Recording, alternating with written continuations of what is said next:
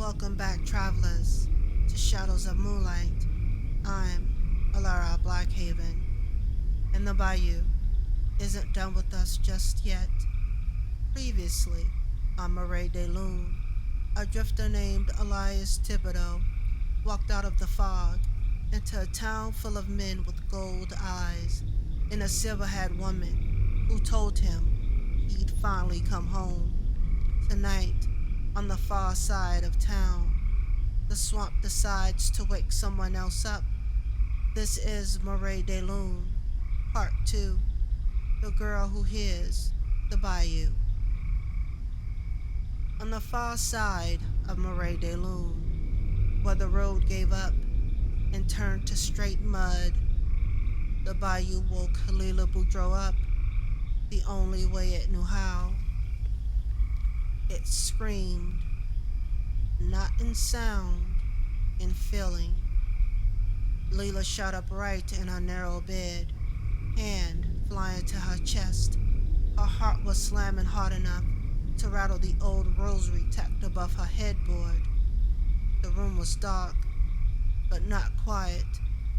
The bayou was never quiet for her. Tonight, though, it was loud. The little glass jars on the shelf across from her bed, river water, gone murky, graveyard dirt, rusted nails, a lock of hair she absolutely did not steal off the church steps, rattled soft all on their own. The air pressed against the thin window like a wet hand, leaving a smear of fog on the glass from the inside. All right now. Enough, she whispered, voice rough with sleep and annoyance. Y'all want to drag me up out of my dreams. Least you could do is use your words. No words came, just that crawling shiver down her spine, that hot cold rush sitting right behind her ribs. Not danger, not exactly, but something big, something new.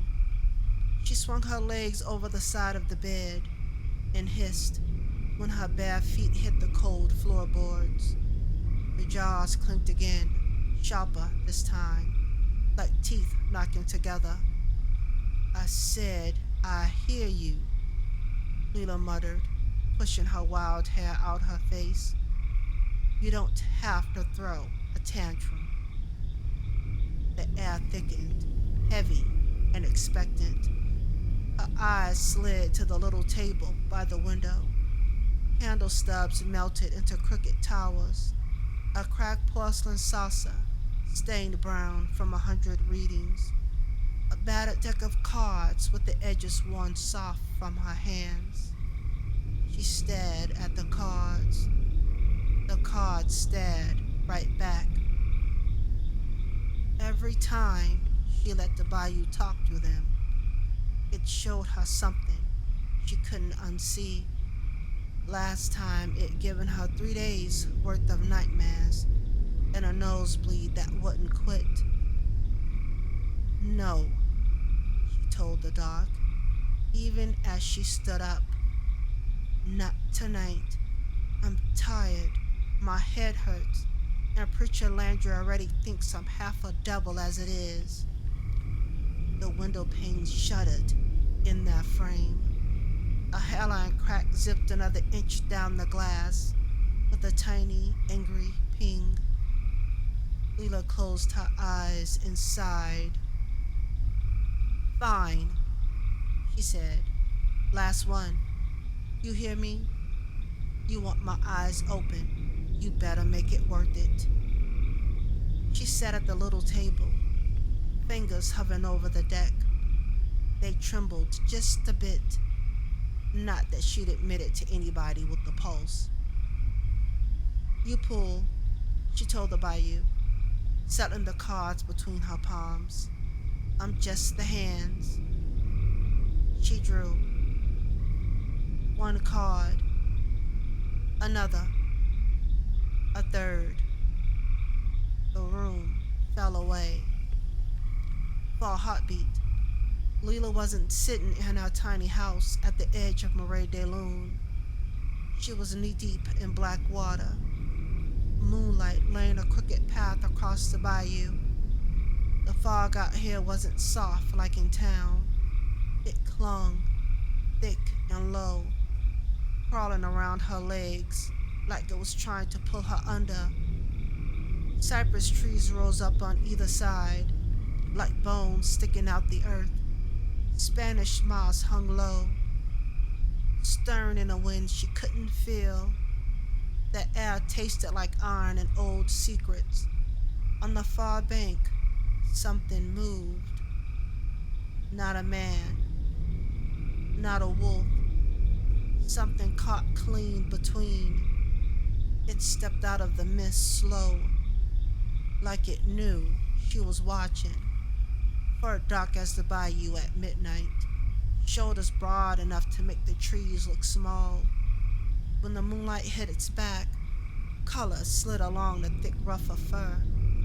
Green, blue, violet, a soft holographic shimmer like oil on water.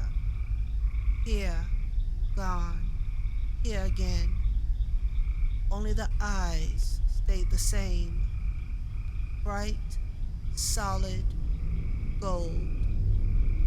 They burned across the water straight unto her, pinning her in place, not threatening her, claiming her, like they'd finally found what they had been looking for. Leela couldn't breathe. Her fingers dug into the card so hard, the edges bit deep into her skin. She should have run. She should have shut her eyes. She didn't do either. What are you? She breathed. The creature's ears twitched. Its great head tilted just a little, that shimmering fur catching the moon, like the whole bayou had put its colors onto him and let him set. Her throat was bone dry, but a word still slipped out, soft and certain, like it had been waiting on her tongue for years. Elias. The moment she said it, the world snapped. The bayou roared back into her. The weight of the water, the taste of the mud, the distant echo of a howl she couldn't hear with her ears, but felt in the meat of her bones. The thing on the bank took one step towards her, and she was back in her room, gasping, cards scattered across the table, the nearest jar fallen and cracked, the river water spilling slow over the wood. The name still hung in the air. Elias. It didn't belong to nobody she knew. Not a boy from school, not a cousin, not some man down at the docks. Still, the second it left her mouth, the air in the room had tightened, pressing close like hands on her shoulders. Fear crawled up her spine, cold and mean. What's happening to me? But under the fear, something else moved. Big, hot, heavy, like a door had just opened in the dark, and now the whole bayou was leaning in to see what she'd do with it. Who are you? Lila whispered to the empty room, heart slamming so hard it hurt. And why do I feel like you're already mine? You've been listening to The Shadows of Moonlight, and this was Marais de Lune, Part.2, The Girl That Hears the Bayou. If you like to follow the fog a little farther, come back for the next part. I'm Alara Blackhaven. I tell new stories every Friday at 12 a.m. Until then, keep your doors locked. Listen when the bayou whispers. And whatever you do, don't listen alone.